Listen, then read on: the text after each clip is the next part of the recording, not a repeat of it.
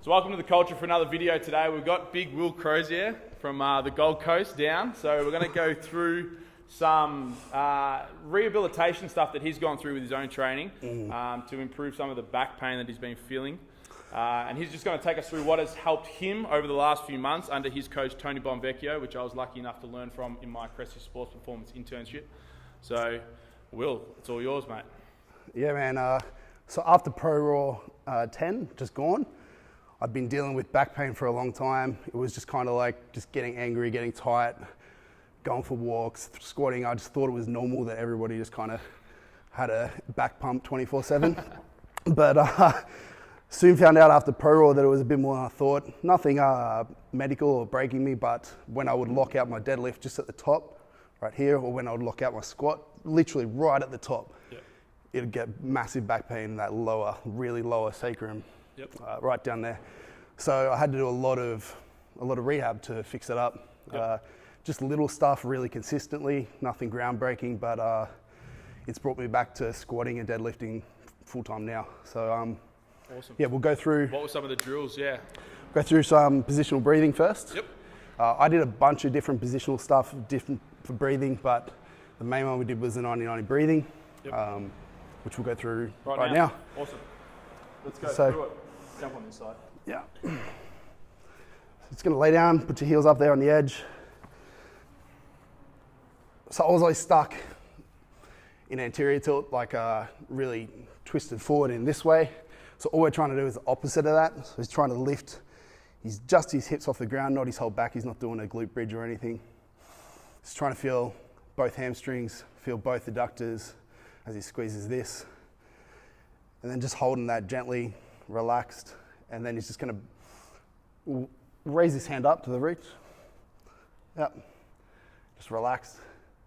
And he's going to breathe fully out through his mouth right to the end. So for me, the biggest mistake I made for a long time when I read about it online was just kind of doing little exhales, little inhales.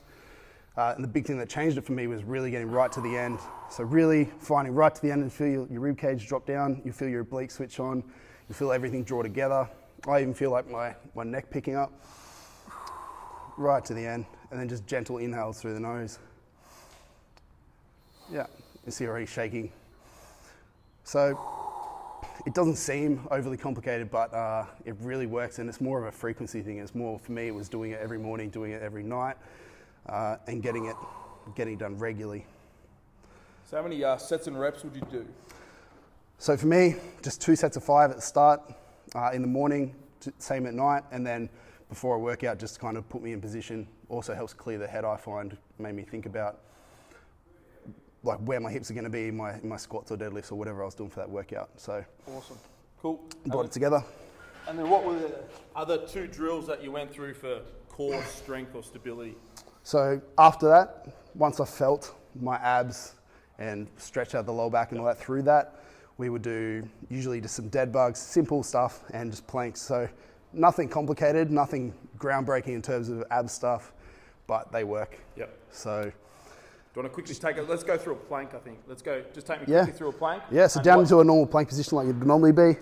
Biggest thing for me was just trying to tilt your hips exactly how you're doing in the 90-90 drill there. So yeah, the exact opposite of that. So drilling like that. And then I would coach people to breathe through it the exact same way as we do the 90-90. So I like to count breaths instead of counting time.